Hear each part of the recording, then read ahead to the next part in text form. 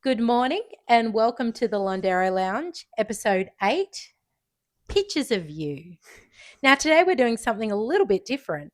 We're going to be going through some old photos, and Dad's going to tell us a story, or he may take one look at the picture and say, nope, and we shall pass.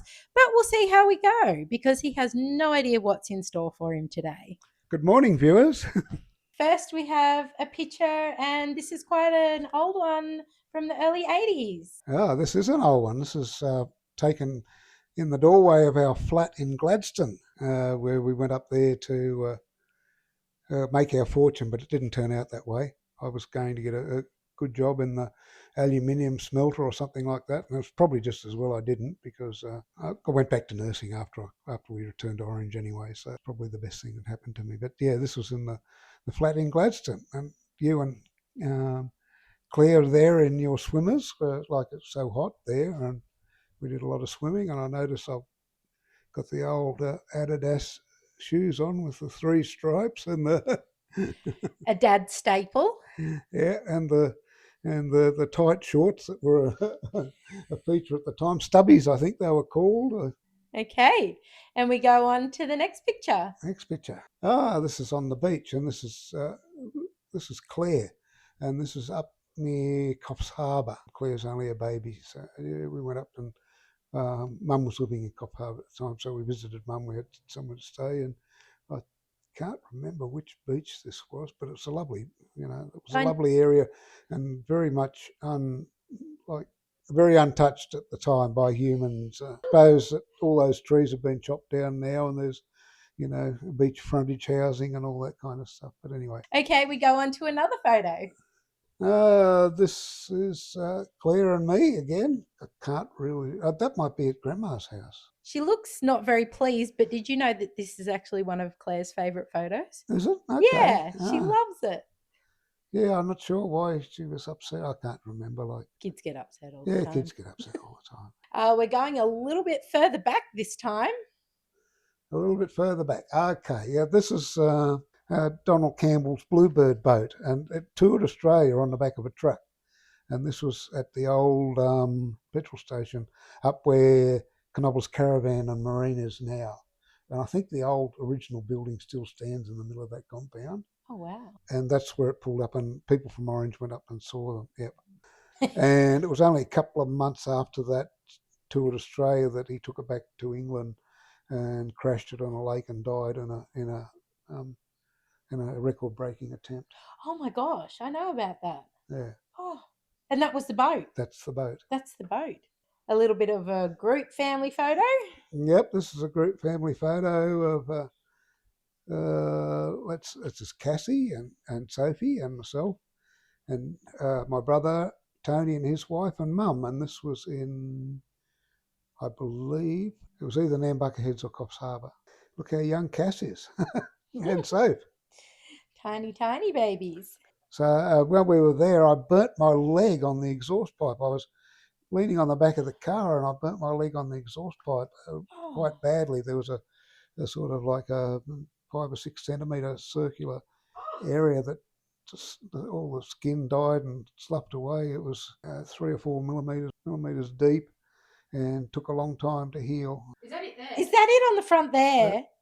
No, it was more around here. Oof. But yes, you can still see the area there. For someone who rode so many motorcycles, was that the worst exhaust burn you had, even after all those bikes? Yes. That's wild. Okay, now this one. No people in this one? No, this is the year they had the big bushfire in Orange, or up on the mountain, and it was at the back of Mount Canobolas, and it was a very big bushfire. This was taken from up on the top of from that park at the top of Dalton Street. Oh, okay. As you can see, it was vacant land, and that's all now been built in with houses. This isn't the one from the 2010s, guys. This is much older. Yeah, this would have been from the 1980s, 82 or 84 or something like that. I can't remember exactly, but yeah. I saw one of the most impressive rainbows from the top of there. I actually go up there from time to time and have a park and have a look out. Wonderful sunsets. Yeah, Or sunrises, or both, it's a good depending viewing. on which way you want to park your car. It's a great viewing platform up there. Okay, a work picture. Well, this is when I worked in the Andrews paper shop on the Five Ways, 1981, 82, something like that. I was in there. You could see the cigarettes. The prices are like 90 cents for a packet of 25s and all out on show, like nothing locked up or put away. It would have been 82, I think, because you can just see the lotto counter thing. When we got the lotto, we had this Perspex counter put around it, just cover the machine and that. Oh, so that was new. Yeah, That's when Lotto actually that's came when out. Lotto first came out. Yeah.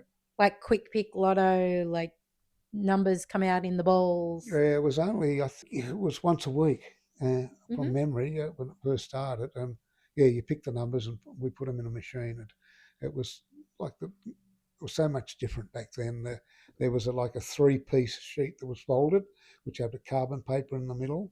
Mhm. And you put the machine in the validation, you press the button, and it stamped the numbers on it. You put the top piece and the carbon paper, you kept the carbon, the top piece, the original, Mhm. you sent to the lotto agency every week, and the copy, like there was a top piece carbon and copy, the copy you gave back to the customer. Mhm. Sounds like a medication ordering book, doesn't it? Yeah, it was very complicated, and you kept the carbon for, I think it was 2 years or something like you kept it in case someone had said, my numbers were wrong or I won something or whatever, because people tried to cheat. And then after that, the scratchy cards came out. Actually, there's a But bunch of those in one of your old photo albums, unscratched, yes, there is. like really old ones. Yeah, there's a run of the first ones with the Harbour Bridge on it, and a run from the second ones with gold nuggets or something on it.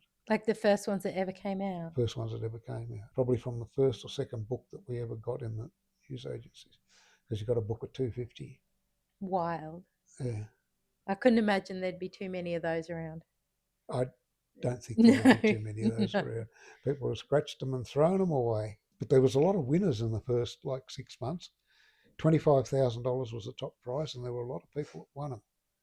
And they've been very popular ever since. But the amount of winners Start off strong and start off strong, and yeah, we have another older one here. another older one.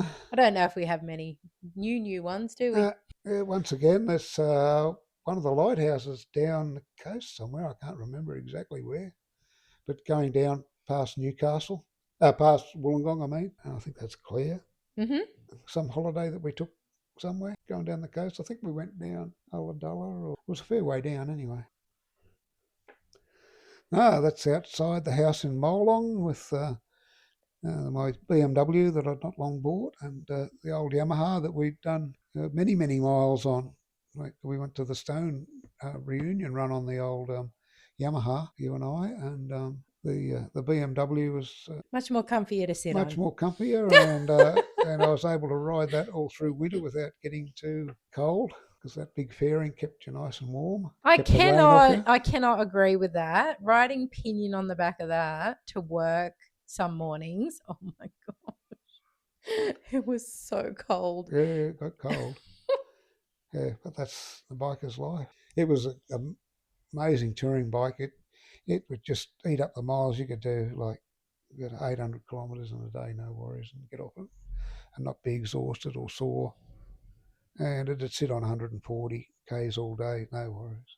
Okay, we have a pool photo.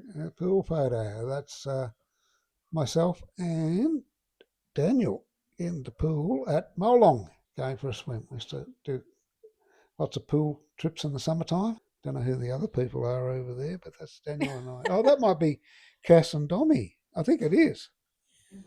I think that's Give me a Dommy. look. Dommy with the hair down over her face. I think. I don't know. It might very well be. If so, she'd know Dom from the back anyway. Yeah, that looks like Dom from the back. Mm-hmm. Although Although I don't know who the other kid is. It That's not doesn't the look back. like Cass, That's her does it? from the front, but the hair. Yeah, she that got looks like Dom from the back, but it Yeah. doesn't look like Cass. Could be one of her friends from school or something. Could have been. Yes, could have been. Going way back again. Way back again. That's another photo of Mum and me, 78, 79. Where your mother and I, we went up by train. We got a sleeper train, and that's once again in Coffs Harbour. What's a sleeper train? It's where you get a sleeping compartment in the train, so you've got beds. That's a bit fancy. Wouldn't that be like first class? No, I don't think so. Oh, okay. So you got a room, you got your own room, and it had two fold-out beds in them, like bunk beds. That would cost like $30,000 these days or something. Yeah, And you could there was a never. dining Not car in and this all sorts of economy. things. Yeah. Going even further back, you wouldn't even remember this one. No, well, that's me and my father in Lemrock Avenue, Town? Orange. Oh. Orange, yeah. Oh. Where they built the house. And yeah, that's where we built the house. I can't remember my own name some days. Yep. Oh. And just across the road from the swimming pool's just behind that house there, or over the creek. Sophie will have to put a ring around your face in this one because there's quite a few people in it. Okay, this is 1967. I think I was in year 6, and this is the Orange, what it was called, I think, rural school back then, but Orange Public School. Their football teams, a 6 stone 7 and the 7 stone team. Oh, so you had to be a certain weight class. Yes, yeah, they were weight classes. Not age So we class. were at the back, and that's me in front of the teacher. I think it was Mr. Kind, I think his name was. And there's your Uncle John, who played in the team.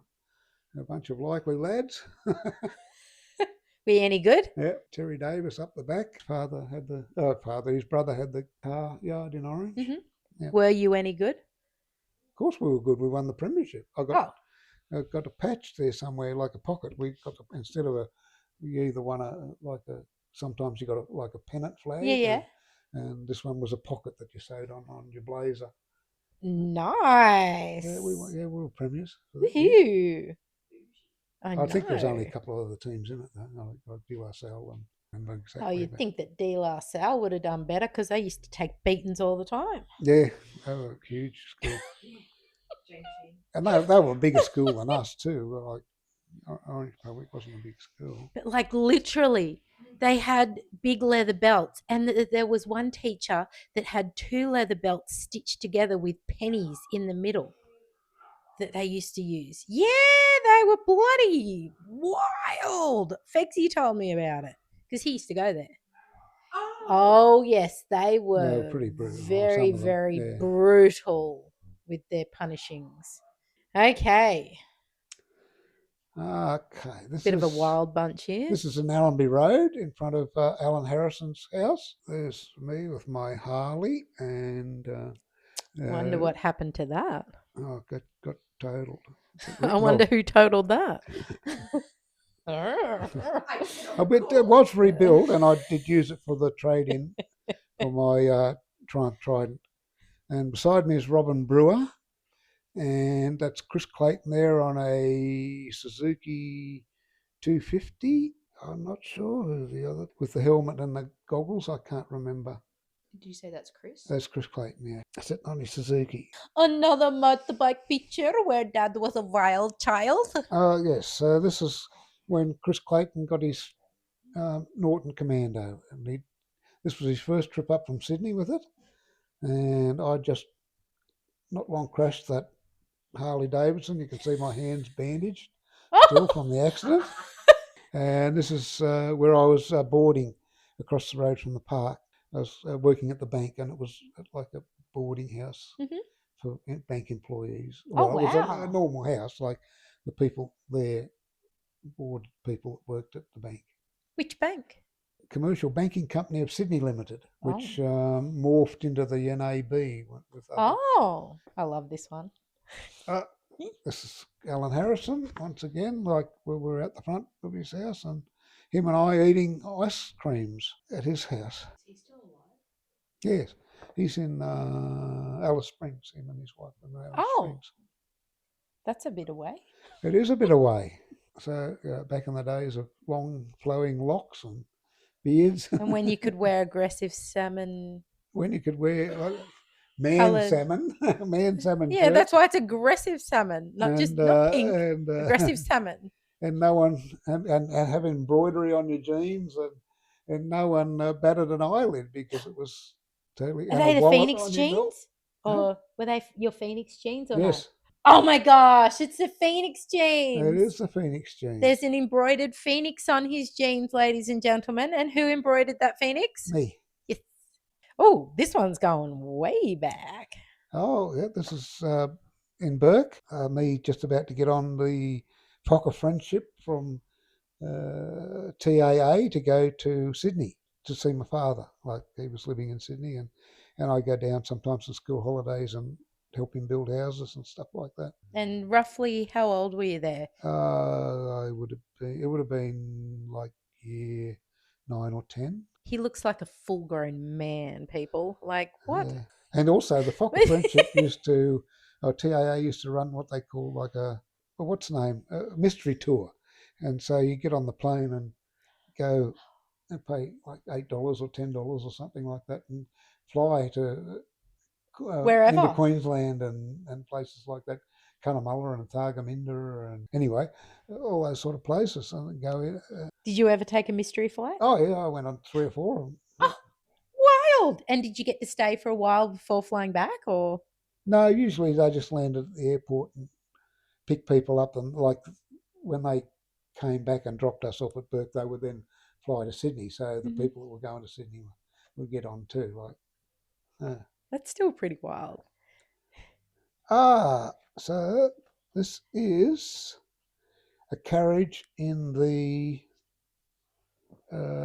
zigzag railway train. Once again, I think that's, I don't know, that's Dan. I think that's Dan. I don't know. It could be you, sir, but I think it's... No, it's Dan. It's Dan, 100% Dan. Yeah, it's Dan. So one of the holidays we used to often do things like that, go to the Zigzag or Genolan Caves or the Dubbo Zoo, and that took your kids everywhere. Oh, this is at the Stone reunion run, and that's my bed. You can see this a tiny piece of sheepskin that I'm sleeping on in my jacket.